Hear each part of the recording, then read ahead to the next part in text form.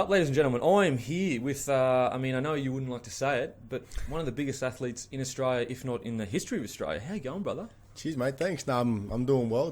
Back in Sydney at the moment. And you could try to put in words what the last few years have been for you, but if you could put into one sentence what it's been like for you, what would that sentence be? I guess an experience that never got away. Yep. I was willing to chase it and willing to go after it, and something that my heart desired, and I guess my faith as well, and that was huge. Yep. And something that you can try and predict how it's going to be, but it definitely blew my mind. I remember, obviously we kind of played at the same time or debuted around the same time. You were 2007, I think. 2006. Yeah. So I debuted 2007. You obviously were playing really good footy, but I clearly remember there was a time when it seemed like you were kind of struggling with off the field and everything like that, and then this is what it seemed like. Then you really did get into your faith, and everything just seemed to explode from there. Is that accurate, or is it always been really strong for yourself? Yeah, definitely. I think 2008 was probably my worst year. At the start of the year, got shot at, and then just kind of wasn't playing good footy, and wasn't really professional either.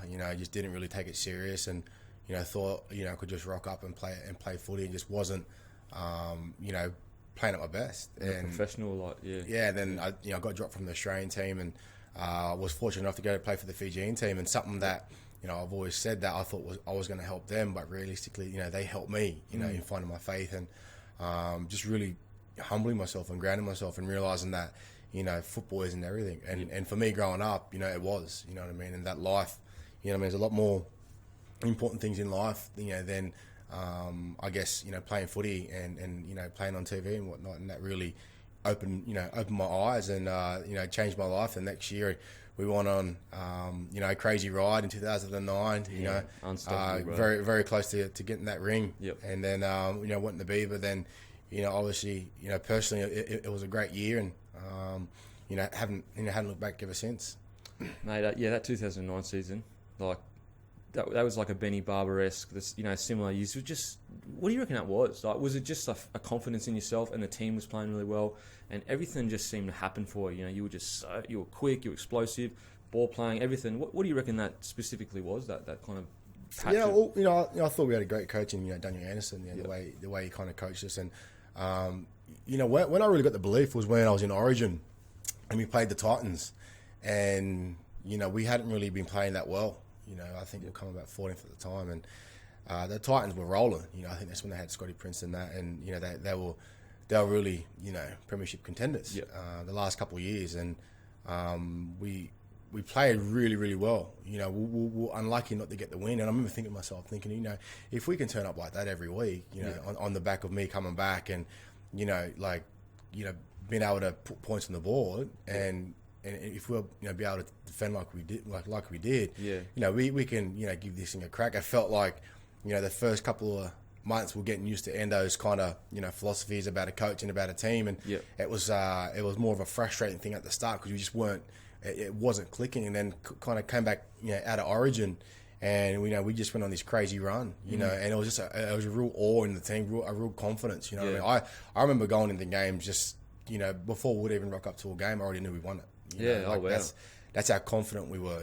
Not so much of confidence, but that's how much confidence that the team had. Just as a group, we kind of really strangled teams. We defended really well, really hard, and we just kind of tired teams out. And that's how we trained. We did a lot of conditioning games. Where it was literally 8-on-8 or 9-on-9 and full field, and all we did was run. We just consistently ran.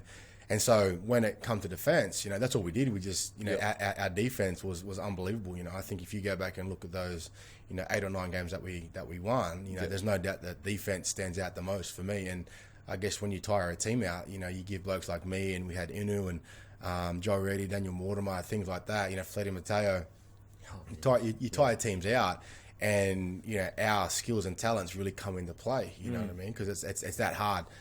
To defend, and I think that's why we were so successful.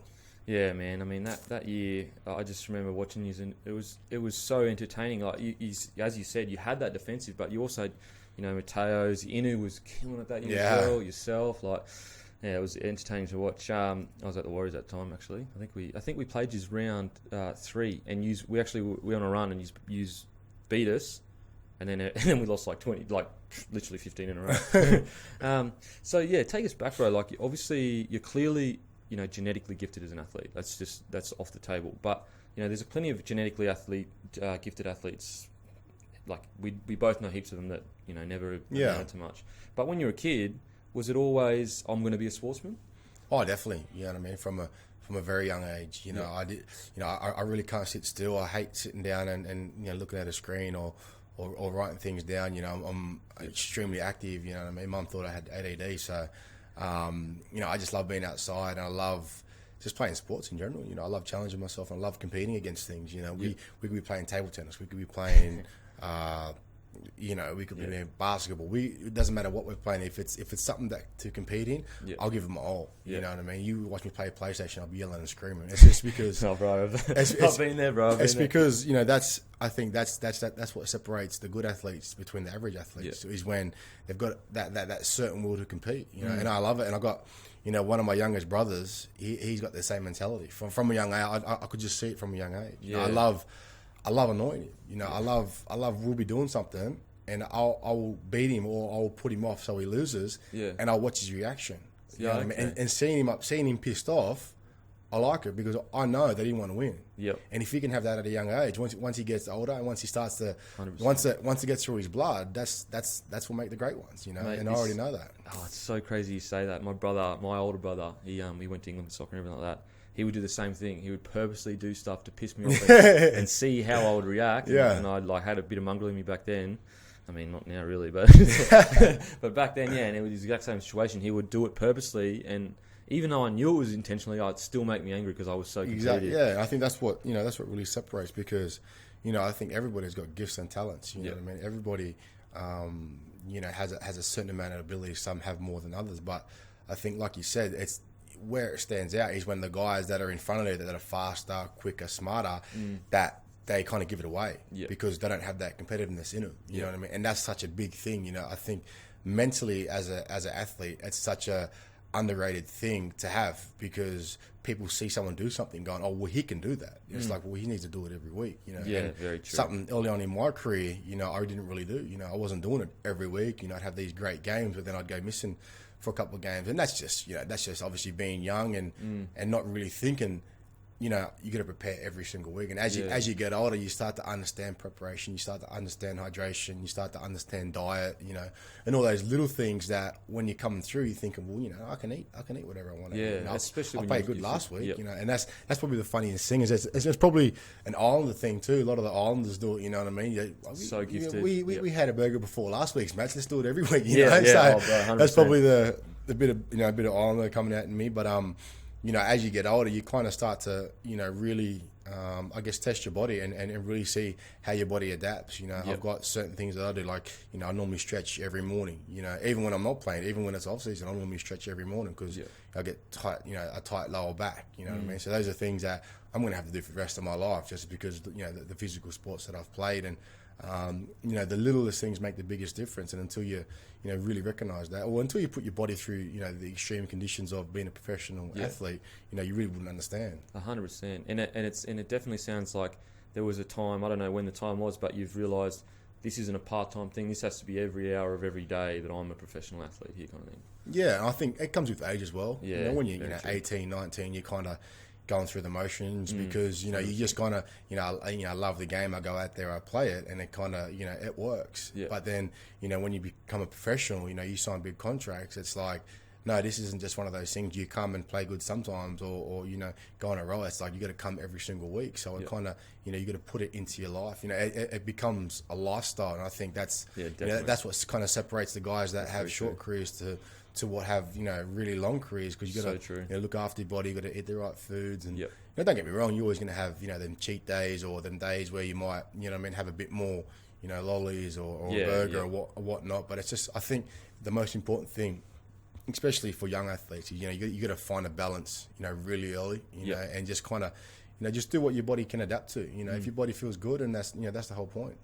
Man, it just it really sounds like you've taken that natural talent and realised that you've got the opportunity here to go even greater, and that's obviously what you did with the 49ers. But growing up for yourself, was it easy? Was it hard? Was it normal? Was it average? You know what I mean? When it came to, did you have all the opportunities in the world, or like for example, we didn't have much money, but we did get every opportunity because my parents worked their asses off. What it was like for yourself? Yeah, very similar. Mum was into sports when she was young as well, so she always gave me, everything that she could for me to, to do what I'd do. But I think, I was hungry for it as well.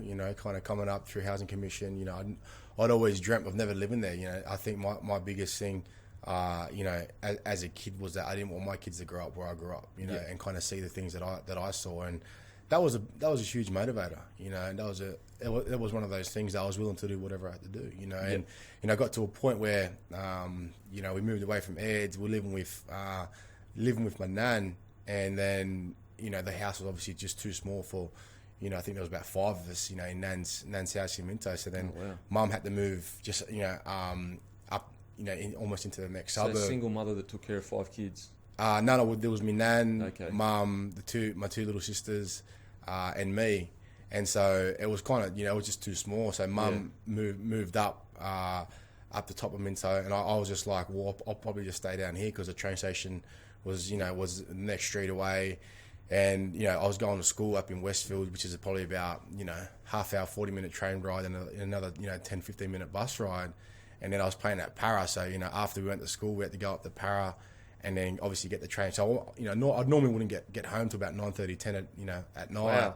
At what age is this? 14, 15, I think. Wow. So even at that age, you knew that there were sacrifices that needed to be made to do what you want to do. Yeah, definitely. Wow. But I think I kind of I really put myself into that position because I didn't I really didn't try hard at school, and I didn't nothing really interested me at school. I didn't really get what they were teaching and have anything. You learn in science, English, and maths, and you're just kind of going, well, I want to play football. Tell me how this affects my football ability, then I'll do it. And then it really didn't add up. I went to Westfield Sports, which was great, and Lamia High, and we had a good little crew. There was like me, Inu, Rodney Marr, Jordan Tua, Alex Vane, Jazza Roberts, Trent Hodkinson. We had Chris Keating, we had Tony Williams was there. Tony Williams. We had a bunch of ballers that went there, and there'd be sometimes you could almost get a dozen blokes catching a train. Oh really? Catching a train from school to Para. We go to Para Westfields, put all our Para gear on, walk around, and the man. When I see the 13, 14-year-old boys doing it now, I'm like, oh, you know what? I was one of those kids. First reaction for me, first reaction is like, what a loser. Then I'm like, wait a second, I did that. Yeah. And so for us, it wasn't nothing. We'd be at a station, we'd have to change over at Granville. Then Inu was always the one that had money, so he'd run across to the pizza shop, and we'd try to get these long little pizza doughs and kind of thing. If we got there, around 9 o'clock, it'd be half price. You know what I mean? But if we got a bit earlier, like 8:30 or something like that, we had to buy full price. So Inu always had money in it, and we'd always be asking him, how much money you got left? How much money you got left? He go, I got nothing. And he'd take off to the kebab shop and get the food, and we'd come back and we'd all share food and that, and then jump on the train, and that'd probably take another hour to get home. But for us, that was nothing. That was fun for us. That was a dream. We thought we were enjoying it more than the guys that had to go home in their car, because sometimes there'd be a dozen of us just sitting on the train, mucking around, having fun, and just kind of being clowns. But that's how much we wanted to be a professional athlete. Yeah. Okay. So it was a conscious discussion or thought between the group of you is that this is what we want to do, boys. We love this. We're all boys. We want to play in a role. Is that was like a conscious decision for you guys? Or I don't think we sat there and said, all right, let's do this or let's do that. It was we play in the same team and let's go, and we love training. We'd get there early, kick the footy around, or we would always go together. There'd be times that and most of us played at Cabramatta as well. I remember a session clearly where we started later than Inu's team by about half an hour in the gym, and Inu's like, "Oi, we're going to go to Max Square. We're leaving now." And I'm there. I'm going, well, I'm coming too. I'm not catching a train by myself in the dark. And I did it before at Cabra, and back in those days, Cabra was pretty bad, So and we had to walk up this dark alleyway just to get to the station, and kind of just put it on the coach. The coach wasn't a big fan, and I said, oh, well, I've got to go. You know what I mean? I live in Campbelltown. I've got no else. I'm catching the train. I want to catch with Inu, and I think it was Chico at the time. And, Chico. yeah. No, it was Henry and my other mate, Chico. Oh, okay. We jumped on the train, caught the train, and, we ended up going to Max Square, which was like a little hangout and that, So we just kind of, we really enjoyed ourselves as kids. It's crazy. You think about, like, you're 14 years old, and like nowadays you'd be like, no way can those little kids run around. I know, yeah. And you were just running around enjoying it. Like, you run around. Mate, we were running the mark, and my old girl, whenever she could. But it just got to a point where I was like, Mum, listen, there's a bunch of us catching trains and that, I'm all right, and obviously, being a mum and, single mum and that, she's obviously protective and, she wanted to do everything for me. But I think it was probably when I was about 14 and a half, 15, I just said, listen, like, you got the two little girls to look after, like, put your energy into that. Like, I love catching a train. Like, I used to love it, you know what I mean? I felt like I was my own man, you know what I mean? From about, from a young age, it's just, I'm with me mates, you know what I mean? We're all catching trains together, and I guess all our parents were kind of happy that we were together. We weren't, it was very rarely that we're by ourselves, so that was good. Man, so it sounds like you not had to grow up, but you chose to grow up pretty quickly. You chose to mature pretty early. I think I wanted to, you know what I mean? Yeah. I wanted to kind of grow up and be my own man, and, I was living with my nan as well, and, it was just one of those things, I was so focused and committed just to playing footy, obviously that was my only way out, I had nothing else, I had no education, I had no, degree. I didn't want it either. I put so much effort into just, plan A. I didn't worry about plan B. You know what I mean? I think, and that's how much, I've still kind of living my life like that as well. Yeah, obviously. Jeez, man, you set the bar so high and it's just all or nothing. But that's the ironic thing. Like, I don't know if you listen to many podcasts, but there's a podcast called the Tim Ferriss podcast, and he deconstructs world-class athletes, whether it be or world-class, app developers or whatever, just world-class whatever it is, and they all seem to have similarities. Mm-hmm. And it's, you often hear the kind of advice of like, hedge your bets, just in case you need education. But the ironic thing is anyone that is as driven as like yourself, there is no other option. It's either that or nothing. You don't want anything else. And it's an ironic thing, but it's also what separates the kind of the men from the boys, for lack of a better term. So you're 14 at that age. At what age are you going, I'm a real chance here to be in an NRL system and be an NRL player? Probably when I was 17. I got the chance to play Premier League. Opportunity came up, and I got the phone call. And I'll never forget it too. I think Mark Horrow was the first person I told. And obviously he was ecstatic because at that stage I was living with Mark Horrow. So when I was, I think, 16 and a half, almost turning 17, they moved me up to houses in Para. And I was with one family first, and then I moved into Mark and Millie Horrow. And, he was awesome. He was definitely like a father figure to me. And, when I made my debut at 17, I think it might have been against South, and I think it was, I forget his name, Lee Hoppy. Who was the centre for South, that Aboriginal fella? They had this like Lee someone, I forget his name. He played a couple of years, but yeah, I played against him. I remember just absolutely ragdolling me like I was a little kid. This is torture. I'm getting hammered, and mate, it was good for me. You know what I mean? And I think that's probably something that the 20s competition is lacking. You know what I mean? 100%. Because I was playing at 17 years old. I was playing under 20s. Now Jersey flag back in those days. You know what I mean? And obviously I was playing really well. Yeah. But as soon as I started playing Premier League, that completely changed. I remember going to the games just shitting myself, just going, I'm playing against men here. Yep. And the one thing that the Premier League guys know, or the men know, the next, I was obviously touted as the next best thing. We're going to see if he's the next best thing, you know what I mean? So I was just copping it, every game I was copping it, you know what I mean? Especially the little hookers getting into me or opposing centres or second rows. They obviously, knew who this young, little young rat is kind of thing, and definitely giving it to me. So that was a good learning curve because that gave me a lot of confidence, knowing that look, I played against men, played against a couple of really good players. Obviously, the NRL is the next step, and that's when you kind of play against really, they're all good, they're all great players, and so that really gave me confidence. So I kind of, playing at the season of that, and then I was fortunate enough to play in the Premier League Grand Final where I scored 2 tries. And that must have been when I seen you score 2 tries. Maybe. yeah, that was Premier League Grand Final at 17, you know, and that gave me a lot of confidence because then, you know, I think that's when we played against like Jamie Soward. Who else we played? We played against a bunch of. Was that the Roosters then? The Roosters, and they had a bunch of first graders, you know, Yep. so that really gave me a lot of confidence going, well, you know, I held my own against a, you know, a really, really good team. And essentially, like you could consider them a low-level NRL, like an NRL team playing bad on their day would be probably as good as the Roosters. Yeah, side, exactly. right? You know, because that Roosters side, you know, it was loaded. They had the Payer brothers, who I think had Wozniak, I think his name was. Pierce would have been in there, maybe.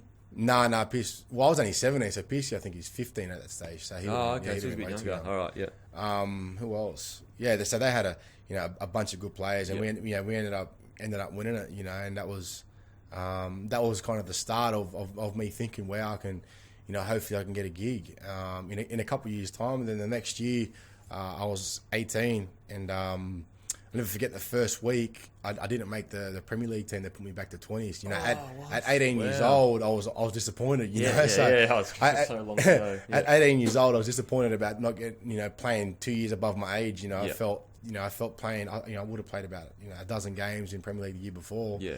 And then the last minute, I think Johnny Williams, Hot Dog, he got ruled out. Then I played Premier League. We played against Manly, I reckon. Yeah, I was against Manly, and I played ball, stayed in Premier League till about round 13, and then JT got the job at Para, and his first selection was me on the wing. So I thought, unbelievable. Then never looked back. Played 16 games, 17 tries. So it was it went from hopefully I get a game or get this or that to playing 17 games, and I made the Australian team.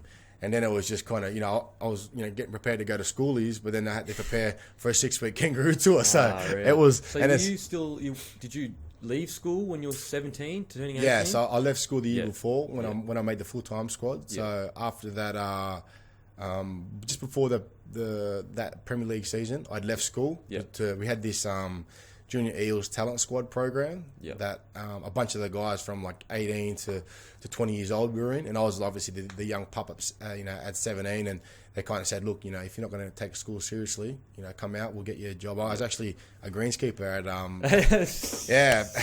the Para Stadium, so if the grass was it was very green back in those days. Were you blowing up when there was divots? Come on, boys, fucking divots, bro. Mate, we had the greens looking very schmick back in those days. It's gone, hasn't gone too well the last couple of years. Obviously, never reached that level. Yeah, exactly. Okay, yeah. So you make your debut and you have those. What was the phone call like? Was there anything different about it? Was it you're 18th man the week before, and then you got selected the next week? No. Well, I was 18th man about 3 weeks before that, I think, against North Queensland.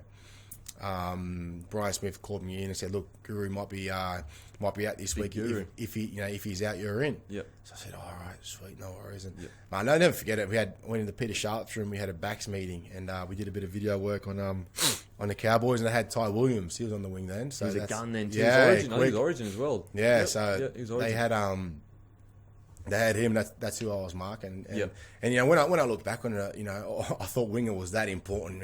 Wing man, I can't make mistakes, and they're going to come and aim for me and score tries down my head. Because 18 years old, you're thinking you're thinking a thousand things, and that Guru ended up being okay. Yeah, I think he probably just wanted a couple of days off. That's why it was cruel. Bloody Guru, man! I wouldn't put it past him. He's got some good stories, Guru. Oh, man, he's a legend. If there is one character, he is a character, man. He's a legend. Oh, he's one bloke that can rock up on game day and absolutely kill it.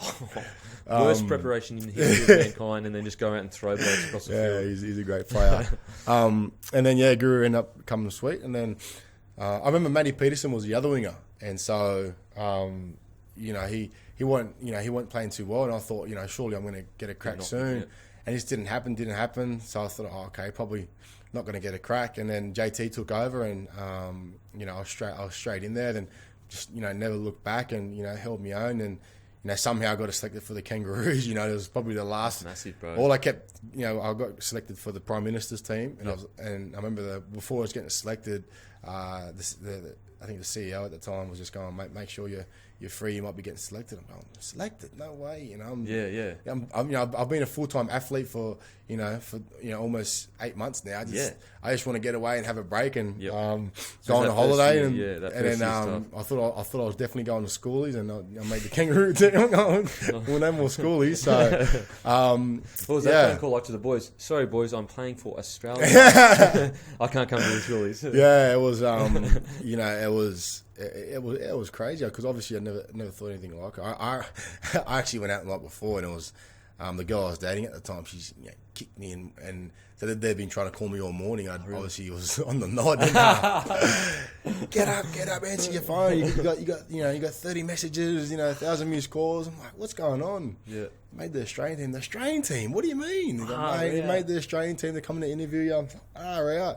And so it obviously took me by surprise. And that tour, obviously I was disappointed. I had Ricky Stewart as well, so it was a real big learning curve. I think it was a real wake up call. Because obviously Sticky and the way obviously everyone holds him in high regard. And he's old school as well. Yeah, a real old school coach. And for me mentally, I just wasn't in it. Because I just was not expecting to be a kangaroo at 18. There's no way. And we didn't even make the final. Oh, we played 1 week of the final, so it was about 4 weeks after that, and so I wasn't even training. I wasn't even 4 fit. weeks. Fuck yeah, you would have been. I wasn't even fit. I'm going. Wait, there's no way I'm making the Kangaroos team. And then I didn't. Obviously didn't have that good of a tour. I didn't even get a game, but I think it was a real good learning curve. Just kind of learning how to be a professional and how to look after the body.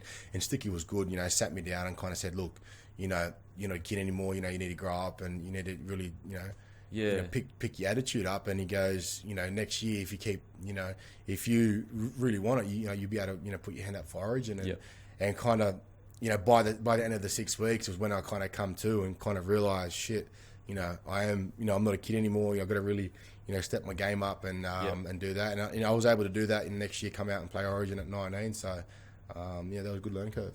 That Origin, bro, that I'm pretty sure it was your first game where you scored that try. Hodjo down the wing.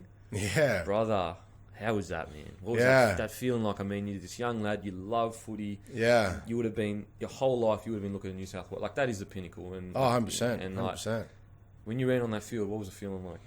Yeah, it was crazy. I think anyone that plays NRL knows that, as much as, making Australia is more of a thing to say that you bet one of the best, in the country. And it's it's a real kind of traditional thing to make the Australian team. But everybody knows that Origin's the pinnacle. Playing Origin is what, every kid dreams about, and it's the most passionate game that you ever play in. So, running out for that, it was good too because I had a lot of older guys with me as well, and they'd had a lot of success. When I started, and because they were coming off, I think 3 series or something. No, well, they just lost a series before by a try by Lockie. Oh, okay, got that lucky try. So lost there, but before that, it was 3 in a row. Yeah, okay. And so, a lot of experienced guys. And when I was younger, I was real. I don't know how I did it, but I was real lackadaisy about going out there and playing. I was just like, well, I'm only young. I'm going to learn, and kind of whatever. And when I got that opportunity, when Tatey tried to kick it, he picked it up. Yeah, walk us through that try, brother. And kind of, when he did it, so I thought he was obviously going to kick it. Yeah. But he's just done a 2-pass, and they've just tried to go around us, and obviously went to the last man in Tatey, and Tatey, the halftime siren it was just about to sound, and it sounded, and it got tangled up in between my legs. So I didn't know where it was. I thought it actually hit my legs and was going behind me. So I just wanted to I was looking to kick it out, just get rid of it. And then when I seen it set up just kind of under my legs, I thought, we'll see what I can do. Picked it up, and I was hoping Hodgie was running through for the kick because he was a centre. So I picked it up, and as I picked it up, I seen Hodgie. I was just going, shit. And I was in a really bad position, and I'm a right-hand carrier, so I had to put it in my left and palm Hodge. And I think Hodge thought he was just going to make one of those, it's end of half time, just make one of those kind of tackles, just to kind of put me in the touch. Because I was really close to the sideline. Oh, bro. But I remember kind of coming up and just trying to, threw everything I could in my right arm to palm him off, and kind of, he didn't really expect it, and kind of got rid of him. And then just seen, obviously the green grass, and then I think it was Lillyman that come flying across, and it was almost a split second, kick. Yep. Just kick. Natural instinct. And it was literally just kick it. And all I remember kicking was make sure I kick it infield, because if I kick it straight, I'll probably veer out. Yep. So I was like, just kick it infield. And lucky the way I kicked it, kind of went infield and it kind of veered to the left because me and Hodgie were kind of like almost neck and neck, and it kind of veered to where the corner of the try line was, and then I'll never forget it come up near my knees, and I couldn't run that fast and look down because I would have lost my balance. Yeah, because you're up. Yeah. So I literally bent and had to hold my head up to keep me balanced, and was just going, please land in my hands, please land in my hands. I bet that I was gonna knock it on, and kind of as soon as I got the grip of it, boom, and put it down. I was just absolutely ecstatic. Man, I mean, obviously me being a Queensland, even I was like, holy shit, that was fucking awesome. Yeah, I know it's probably the best thing I've done in Origin. So it was good. The last game you played, bro, where he's won it, that 2014 series, like. Yeah. I mean, yeah. What did that? You could just see it. It looks like it was like this weight off yous. It's just this weight just dripped off yous. I think that's what it was. I think we come in and Gal's just like it's our time. You know what I mean? And then he's just putting it on everyone. He come up to me, he goes, "We're going to win because of you," and then we're going to win because of you. And, you know what I mean? Really, really just you know what I mean? It was honestly like we're Warriors going, "This is it. It's do or die." Oh really? If we don't win this, we're never going to win. Okay. I'd been at fullback the year before we won, then I got injured, and a couple of years before that I'd never been at fullback, and so we kind of knew that my best position was at fullback, and gave us the best chance to win, and so it was just one of those things that we knew that it was do or die. And I'll never forget it. I forget who come in and spoke and said that about a marathon runner, and said that the first 20 k's is talent, the second 20 k's is how hard you're trained, and the last 4 k's is how much heart you got. You know what I mean? Your legs are gone, the hard work's gone, it's how much heart you got. And I'll never forget it, you know what I mean? Because I'll never forget we're in that game and we defended set after set after set after set. And I'll never forget, I caught this kick on the in goal, and I was on the ground, and Grubby come, Joshy Reynolds, and I just threw the ball up and stayed there on all fours. And I had nothing in my legs. I was absolutely gone. Like I was rooted, and then I remember that saying kind of come through my head. The last 4 k's, and it's probably the first time in my whole career where I literally stood up. Like Ronnie Palmer had to help me get up. That's how I wanted to just lie there. I was like, my legs were gone. Like I wanted to just lie on the ground. And that doesn't happen. Like on footy fields, I've never felt like usually you could try and get up, but I literally was like I could not feel my legs. Like we were just that exhausted, and Ronnie Palmer. He literally like lifted me up. Going, we need you. Come on, come on, bro. I'm about to go out in the game. And so I literally walked the whole set. I didn't even make it in the set. I'm just like this is the first set in my whole career that I'm actually not going to be near the ball. Like I'll not even try. If something happens, I literally had to walk 20 meters. Like that 20-meter recovery gave me enough energy to finish the game. And literally we kicked downfield, and I was kind of obviously in my defensive spot, at fullback, just wasn't in the set. It was a get-out set as well. And, we're able to win that game. Even in the last play, I remember Joshy Reynolds, he did the wrong read. He bid on one of the block plays, and then Bill went straight through, but lucky Bo Scott was just kind of obviously covering, and then I was there as well, because I thought Bill had me one-on-one. I'm thinking, Billy Slater one-on-one at the try line. Oh, he's got me. And then Bowie Scott come out of nowhere and just cleaned him up. And that win was incredible. And I think that really set us up. And the crazy thing was, we kind of thought, after that win, we've got it. The series is ours. And then when we started preparing for Sydney, we started to think, shit, if we don't win in Sydney, we're not going to win in Queensland. Like, there's just no way. Like you don't get second chances in Queensland. Not with the talent that they've got. And so. It got to the point it's going, shit, there's just as much pressure on us like in this game than there was last game. Like if not, there's probably even more, because this is it. This is when we should be wrapping it up. 100%, so 100%. And the worst thing was I actually got really crooked the night before. Oh wow. Yeah, it was when it was funny, that was when I did the thing with Reggie Bush. He come out the game, come out the training and whatnot, and we've all gone upstairs and had dinner. And later on that night I've just come back and I've got Matt had food poisoning or something. Spewing up everywhere, and I remember calling the doc, going, "Doc, give me a needle, give me something, give me on the drip fluid." He's like, "I can't do anything, you can't do it this close to the game." I'm going, "Give me something. I'm on my deathbed, mate. I'm about to play the biggest game of my career. Give me something." He gave me a couple of Panadol. Oh, mate, I wanted to kill him. I'm going, "Mate, you're a doctor. Thanks, bro. Like, give seriously. Me something." And mate, I was literally on my deathbed, and it was to the point. It's like, I'm like, "Mate, you got call someone else in because I don't know if I'm going to play." I couldn't eat. Because that was in the. I don't recall that being in the media or anything like that. Like I don't. No, well, no one recall. knew. Yeah, We didn't want to say anything, you know. Yeah, So 'cause, yep. no one knew. And then, so that night I'm up spewing, diarrhea, everything. I'll never forget. I said, Doc, does hot baths do anything to you? You know what I mean? No, you'll be fine. I said, all right, sweet. So I normally had a pain away bath, kind of get the legs, nice and ready. Jump in the hot bath, come out, the acids in your guts. That stirs your acids up. Obviously, the heat, you know what I mean? The heat stirs your acids. Mate, jumped out of the bath, spewed everywhere. And then, so by that stage, I had nothing in my guts. Absolutely nothing. And then, how long till kick off then? So this is 24 hours before kickoff. And so the next day I woke up probably about 6 a.m.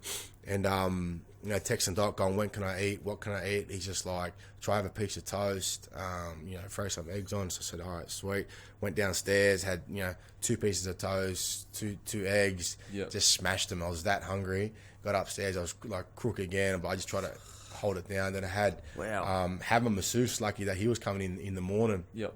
Get treated. And he's real, he's onto about the body and stuff. He's just like, you need coconut oil and just plain rice, try to get that and some, some absorb the shit kind of thing. And then try to get some chicken in you. So I said, right. So I went down the street, got some rice and chicken, and I was okay. I wasn't that good, and then just smashing the Gatorades, So I kind of got to the game, and I remember just getting to the game, just like lying down and just going, please just get through this. Please just get through this. Like it was awful, and just survived the game. That's all. I was just in survival mode. I was that exhausted. And even after, we've won and everyone's celebrating. I literally, had half a beer and I felt like vomiting because I was still that crook, and got a couple of club sandwiches. That night and could only have half of it because I was still crook. I lost about 2 kilos, I think. So really? that was full on. But we won the game, and that's all that mattered. That's crazy, bro. That's crazy. There's so much you've done. There's so much to get through. So when the decision comes to go to the 49ers, and I'm sure you've spoken about this before, but how did it all come about? And the easy option and the financial. I mean, I'm not sure what the financial situation is, but I'm assuming the easy option is stay in the NRL, continue to play really good footy, and you'd be known as one of the best players of your generation. That's, to take the risk to maybe even lose that, because you would have been, you'd be still one of the best players, but nowhere near as what you could achieve if you stayed. And to go to 49ers and do what you did, is such a huge risk that people just don't. People appreciate it, but maybe not as much as they wouldn't have seen the ins and outs of all of it. Yeah. How did it come about? And just how did it happen, bro? How did it all happen? Oh well, there's obviously a bunch of things that had to happen for it. To take that step. But I guess the ball started rolling, mid 2013 when, I was kind of training with, UTS, the gridiron team in Sydney. Real good guys down there, really looked after me. Real respectful too when I came down to make sure they didn't tell anyone. They were awesome guys down there, and just training with them. And then I went to running back. I'd been at linebacker, free safety, a wide receiver. And then I went running back, and that's when I kind of really felt comfortable, running around there. And so, I just kind of thought, geez, I think I can give this a crack. And a whole bunch of things, a whole bunch of deja vus, a whole bunch of, I guess, signs. Signs was huge. Really? And and the craziest thing was one of the guys that come with me, Ray, I was leaving on Thursday. We had a para presentation on Wednesday. He wasn't meant to go. His uncle couldn't go. Yeah. So he asked the mate if he wanted to go. Then he didn't want to go, but his mate wanted to go because he asked him. So his mate forced him to go, who didn't even have tickets, So he's there. I see him. Asked Benny Smith, said, come to America with me, got all this, going to do all these things because I just booked it last minute. I was actually meant to be in the training squad for Australia, but Sheensy gave us time off. Oh, well, so if you didn't meet him, you don't go to America? No, I was going to America. Oh, okay. If I hadn't got time off from the Australian team, I weren't going to go. Okay, yeah. But for some reason, Sheensy gave us time off, so I said, I'll go to America. Then met Ray, and then Ray's like, can't do it. Sits down at dinner. He goes, you wouldn't believe who I'm sitting next to. He goes, come here now. I'm like, what? He goes, come here now. I said, right, I'm throwing out demands. Yeah. He's sitting next to one of the biggest travel agents in Australia. Oh. And he's sitting there because we've got this real spiritual kind of friendship where we believe things happen for a reason. Yep. There's so many things that have happened in our lives that there's no coincidence why it happened. It kind of happened for a reason. And so Ray's there, so he starts to sweat. You know what I mean? Going, I can't be going. And so the thing was, he was quitting his job the next week. Oh, yeah. So that's how it all come about, because he was quitting his job. So I'm like, mate, bring it back a week forward, or say that you'll fix up the lost time you've got.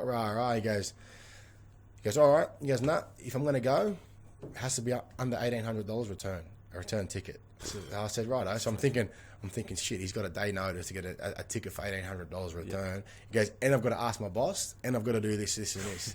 So I'm sitting there going, all right, sweet. So I'm on my way to the airport. Yeah. And I said, how'd the boss go? He goes, yeah, sweet. I said, hey, what about the ticket? He goes, mate, he reckons he was dreaming trying to get a ticket under $1,800, within 24 hours notice. 100%, not a chance. And then Ray goes, see you in LA on, I think it was Friday. Friday or Saturday. See you in LA on Friday, you prick. I said, what? Tell me. He goes, I'll explain later. He's like, the bloke's there. He goes, he had a ticket for 2.5, 1,900. He goes, you come back with 1,735. He goes, even the bloke's there going, I didn't think I could do this. Like, it's unbelievable. So he's come over, Ray's come over, and so he had a really rough year as well, personally. And so it got to a point where Ray's starting to go, shit, I mean, this whole trip's been great for me, man. It's really kind of cleared my head, given me a real kind of sense of relief just being over here. And then these things were just kind of happening, along the way. And then I had deja vu over there, where, deja vu, it's kind of, I looked at it as like, I'm meant to be here, I'm meant to be in this position. And we're literally talking about the change.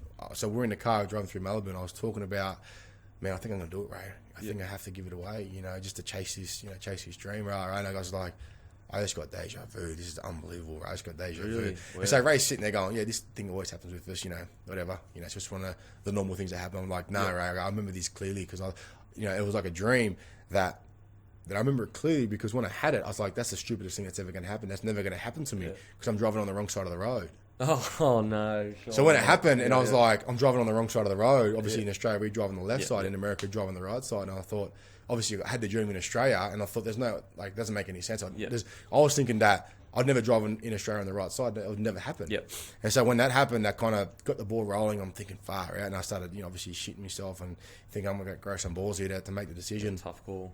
And then so I got back and just really felt that it was time, and it was a hard decision. I obviously love the club, I love Para, love the fans, love Brad. You know what I mean? I stayed at Para because of Brad. I wanted to do it the year before, but Brad was the new coach, and I wanted to stay, one more year with him.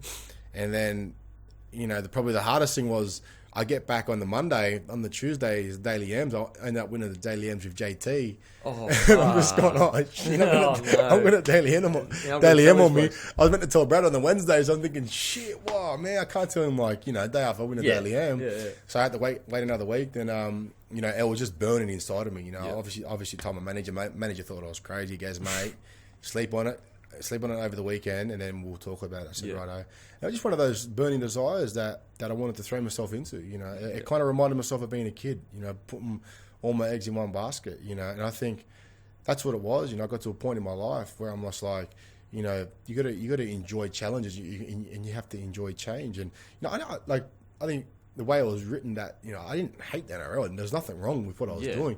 It was just one of those things that I wanted to throw myself in the deep end, and I think in life you got to keep doing that. You got to keep rediscovering yourself. If you get so comfortable in just doing what you're doing, you don't grow. You can't grow. You got to really throw yourself in the deep end sometimes. And 100%. You might not have a degree in it, you might not have the background in it, but if you got love of it and you got this energy to say, listen, I'm going to do whatever it has to take. And that's what I had, and I did that. And everyone's like, so what are you signing? I'm going, I don't know. I haven't got a team yet.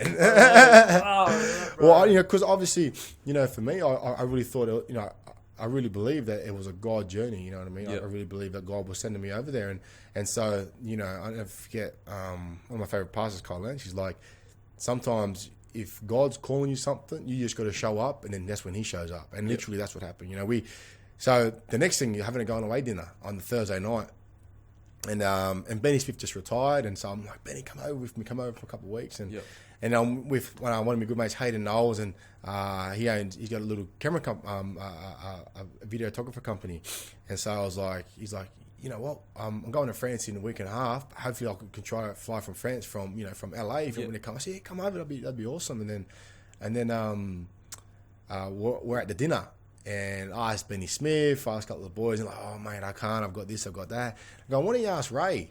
I said, Ray? I said, mate, he was pulling his hair out last time I asked him, because he ended up spending about $3,000 on clothes and that. He loves his clothes and that. And so I'm there, and so I've asked everyone. Ray was the last bloke I've asked. I said, Ray, you want to come to LA again? Yeah. And he's just going, mate, are you kidding me?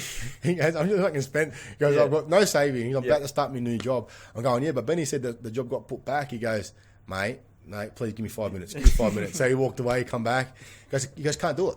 I said, why? He goes, can't do it, got no money, can't do it. Like, so he come up, he goes, mate, wouldn't be able to afford a flight, couldn't afford anything. I said, listen, I've got an airplane company that want to fly us over there. Yep. I'll pay for everything. Yep. Obviously, if you've got money for whatever you want to do, that's fine. I'll look after everything else. And he goes, nah, mate, it's not going to happen. Can't look after me ticket. Can't do this. Can't do that. I said, well, you know how we roll. If it's meant to be, it's meant to be. And so he's like, I'm like, so will you come? He goes, mate, I said, well, Benny said that your job's getting put back and rah rah. So I'm looking at it like a gaudy thing. Going, the reason your job was put back rah rah. Yep. He ends up coming for 4 weeks. Thanks to Hawaiian Airlines, I got to admit, Hawaiian Airlines were great. Flew me and my crew over and mate, we just went on this massive journey, and it was a similar thing. Ray was going through a hard time again, and he ended up coming from a friend to, he was on the phone to the Philadelphia Eagles that were trying to fly me over there to get a trial in, and then he ended up becoming the middle guy, so I could just train, because you don't understand the amount of pressure that I was under. I've left the game, left my financial base just to go over there and just say, listen, I want to have a crack, and so it was huge, and it's something that. Only God can help you with, you know what I mean? Because you need a lot more than your talent or your education to do what I did, and that's what it was. I believe that it was meant to work out, and that was our motto. It always works out. It really was our motto, because everything that we did, we didn't stress about. Whether we're trying to look for a place to stay that night or whether something went wrong. I think we Airbnb'd once. And the bloke's gone, oh, listen, sorry, we've double booked. We can get you tomorrow night. And then so I didn't realise. But so anyway, so then he's come and shown us the place that we can stay in tomorrow night. So I'm like, well, why are you showing us now? we want a place to sleep at 8:30 at night. Yeah. And then we're literally driving. And then at the corner of my eye, I see Monday Night Football was on. I said, let's go in here. There's a hotel. I said, all right. We ended up staying there for 2 nights and then got the place that we were meant to stay in the night before. So... And we just had that motto that it always works out. We kind of it didn't phase us what happened. We're just believing in God, believing that whatever situation we got put in, that it always works out, and that gave us a lot of comfort, because it didn't matter where we went or what got us there. We were just real big on faith and real big on understanding the situation. And Ray was one of those guys, pedantic guys, that had to always know what was going on. So at our first trip, it got to a point where I was blowing up at him, going, "Oh mate, listen," because here I am trying to figure it out, and he thinks I know what we're doing. Well, I'm like, mate, I'm just making it up on the spot. I don't know where we're staying, where we're going to train, where we're going to eat. I don't know. So stop pissing me off by asking me all these questions and just believe it. And funny enough, it got to a point where I'd ask Ray, "Oh, wait, what are we doing?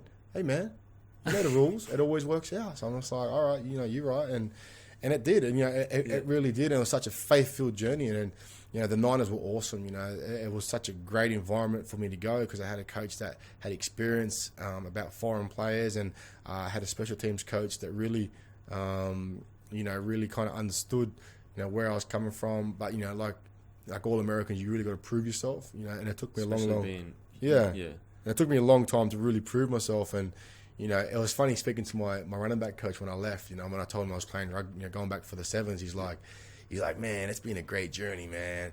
You guys, I really, really love what you did. I was like, what were you thinking when I first came here? He goes, man, every day I go up to the management and say, "You're the idiots. What is this kid doing? He cannot play. He has got no idea. What are you doing to me?" Yeah. And obviously, Tom was awesome guy, and he goes, it wasn't until I put pads on that he really had faith in me. Really gave me a crack. And I went from, first week I was a third string running back to the second string running back, and then by week I think 15 I was a starting running back. So it was it was a huge learning curve, and that's what it was. I sacrificed a financial thing to go into the NFL. Then I sacrificed the ability to learn the game even one more year to try it for the sevens. I want to be respectful. If you got 10 more minutes, 5 Yeah, o'clock, yeah, you got some more sweet. time? Sweet. Yeah. Right, because I've got so much questions. Yeah.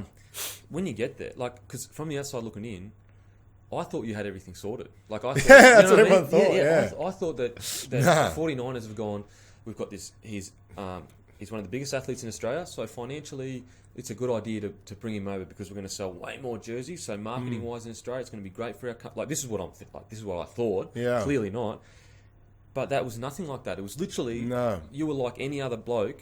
Essentially, Yeah. obviously there was a bit of help the fact that you were so successful here. Yeah. But you were genuinely like any other bloke going over there saying, "I want to trial." So that's what we had to do. I got a really good agent in Jack Bacta, and he goes, "We'll set up a pro day where we get the scouts to come out, and they got 1,000 scouts over there. So you got your head scouts, and then you got your local scouts, and the 3 head scouts that come out were Seattle, San Fran, and Detroit. So the head scouts are the guys that are actually in the office with the head.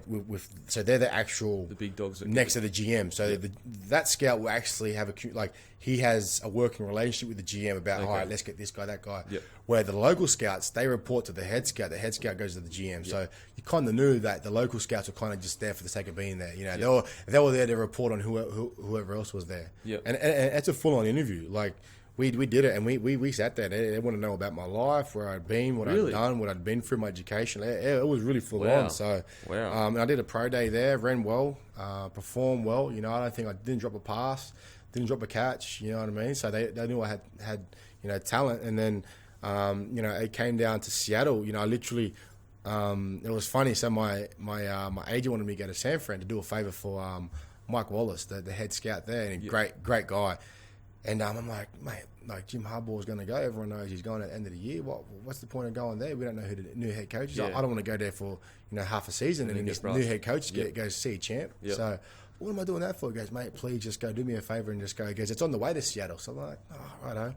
So I went to San Fran and was just absolutely blown away. And Jim Tom Sula at the time was the D-line coach, and I spent about an hour with him just chatting, having fun, and having a laugh, and about the transition, and Jim was, pumped. He's like, man, you can come and stay with me if you want. We really want to, I love what you're about. You obviously you got the talent. Let's get you here and rah. And Trent Bulky, the GM, was really keen for me to sign that day as a practice squad player. And I was just like, look, I've got to go to Seattle. And obviously being rivals, it was he's like, look, we want you to sign now. Then went up to Seattle and literally thought I was going to sign and be on that practice squad that day. The next day I had to get cleats to train. So you were this close to being at Seattle? Yeah, or I would have been if I didn't have visa complications.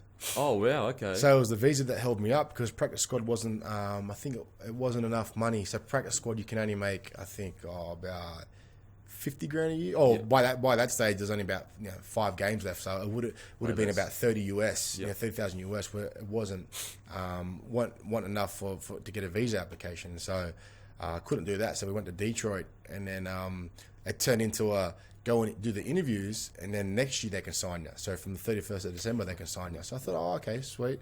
Went to Detroit, and then funny enough, Detroit, I had to get out of there within 24 hours.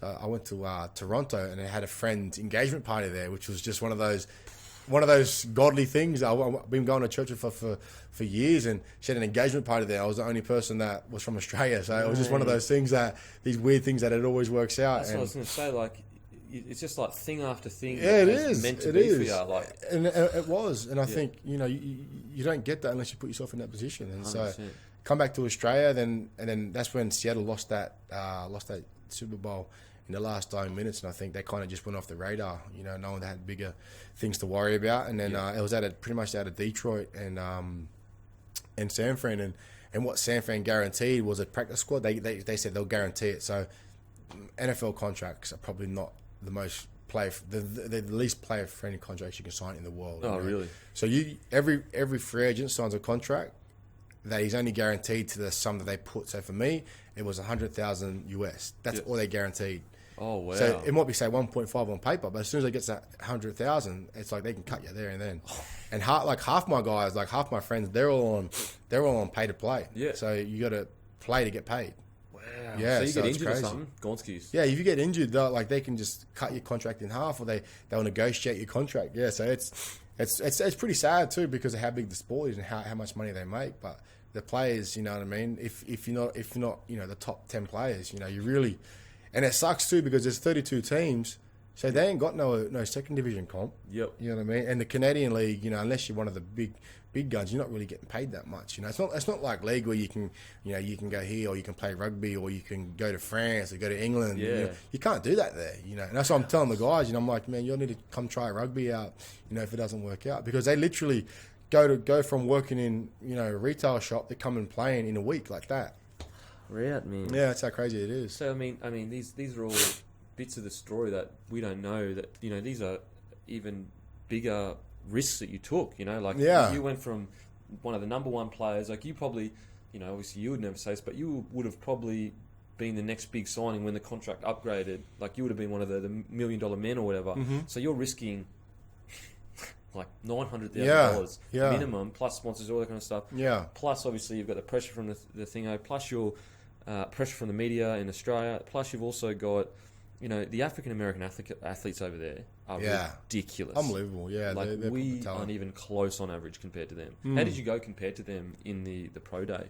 No, they were good. You know what I mean? Obviously, for my size and that, I was up there with them. You know what I mean? For my weight. Yeah, so I was up there and I really matched it with them. I think that's what really blew them away. So their biggest thing was like, if we can get this bloke to learn the game, you know what I mean? He can be good at it. So, I did that, and obviously playing the first game and the first trial game in Houston, and did that massive run. That really set. I was going to ask you, can you please take us? That was fuck. Like so we had a 7 split my first run. And then I've cut it in early. Then the boys are going, mate, trust it, because it's an outside zone. So he goes, trust it. But the biggest thing was, if you got penetration from either the tackle or the tight end, they wanted to cut it in so we wouldn't lose yards. So he's like, just trust it, But what you got to do, you got to really run wide to try and get the line to run wide, and that's what helps the O-line kind of push it back. If you're running wider, you're spreading the wide wider. Yeah, so you're spreading the D line. Yep, you're making them run crossfield. So if inside zone they want to come up, which you can cut it in earlier, but outside zone you got to really stretch it wide, and if they overchase, then come back. Where I was cutting it back too early. Right. I never forget Bruce Miller. He's a great dude. Been in the league for a long time. He come out. And he's like, just follow me. He goes, don't break, just follow me. I says, all right, sweet, I'll follow you. Like you the man, you know what I mean? Like you the boss, you're one of the vets. Yep. So it was a motion. He had the motion left, and it was a 7. I forget what it was called. It was a 7.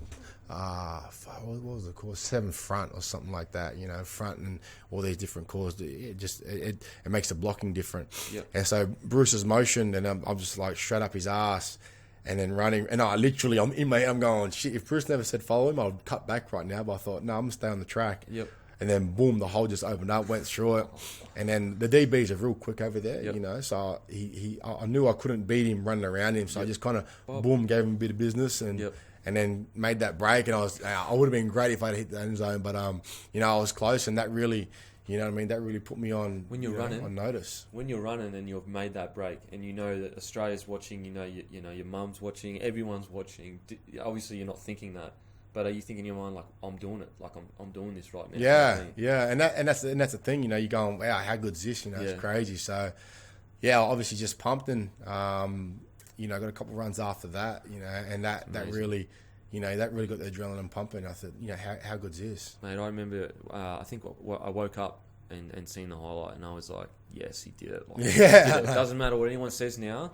It doesn't matter what anyone says. He did it. Like, he fucking did it. He not only did he go on the field and play, he broke the line. He made it right. Like, he showed he could get there. But and I think that's what, and it was awesome too, because I felt like Australia wanted to prove that one of our athletes could come over there and play in the NFL. 100%. So that support, was incredible, and it really felt like, it was almost, like someone's son that went over there and just said, because obviously, Americans, obviously a lot of people work with Americans and that, and said, look, I told you one of our guys can play your game, because obviously no one from the NFL has come over here and done that. So.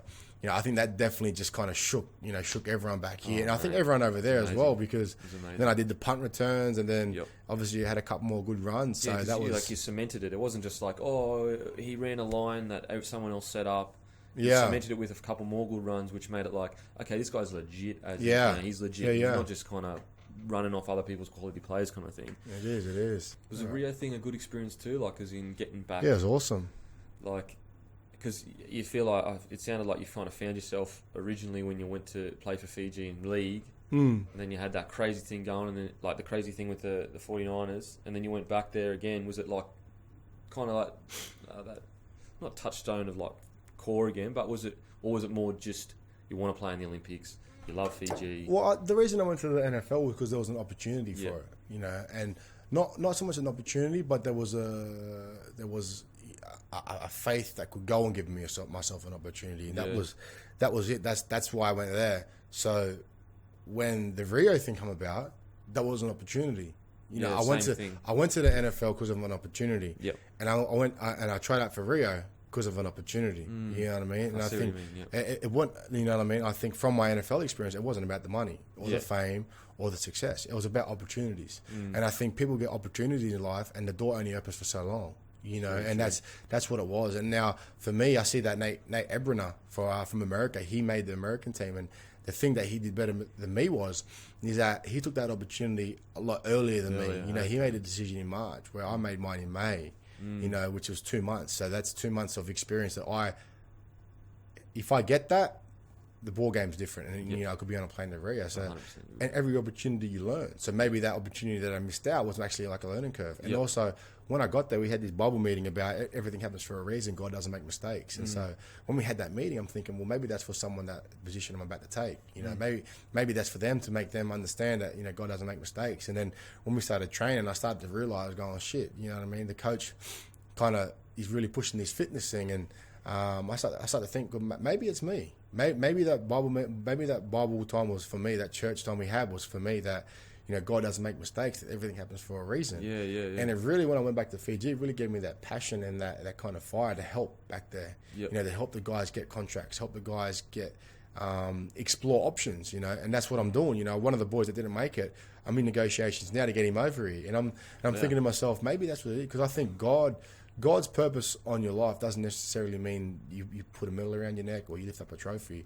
You know what I mean? It 100% means you're doing something for someone else. Yeah, and that's where I see the Rio journey. You know what I mean? I'll get myself in a position where I can actually help other people now, not just, you know, myself. It's not about, you know, me all the time. You know, and I think that's something that I really learnt from that situation. Yeah. Would you consider coming back to the 49ers? Would you ever consider going back over? That's from Frisco, aka Scott Superdad. I think, you know, when I went over there, it was an opportunity to try and, you know, really test myself, and so I think I did that. You know, I think NFL is such a sport where, you know, I need to be getting game time, and you just can't get that over there, you know, because the way it works, you know, with, you know, the offense is only on there for a certain amount of time, then you got, you know, 5 other running backs. If there was a second division team, you know, where I could get those reps, those mental reps, being on the field, I'd do it 100%. But it's one of those things. I'm at the end of my career where I've really just got to, you know, be on the field. I feel like I just want to be on the field. You know, I've played 8 games in almost 2 years, and I really just want to be on the field and playing a game that's, you know, I guess giving me more time on the field and just really enjoying the last couple of years of my career. You know, I think NFL, if I went back there, it'd be one of those things where I'd be a second or third string guy coming on, helping out, but not really getting a lot of game time. You know, so I really felt like the reason I went over there was just to say to myself I could do it, and I did it. Yeah, you know, and that's what I feel satisfied in doing. And I guess at the end of the day, you were saying earlier, you just love sport. So the more time you can be out there doing what you love, the happier you're kind of going to be. And the best situation for that is obviously the Union League or whatever you decide to come back. Yeah. Bro, that was amazing, man. Thank you so much. No worries, man. I appreciate it. No worries.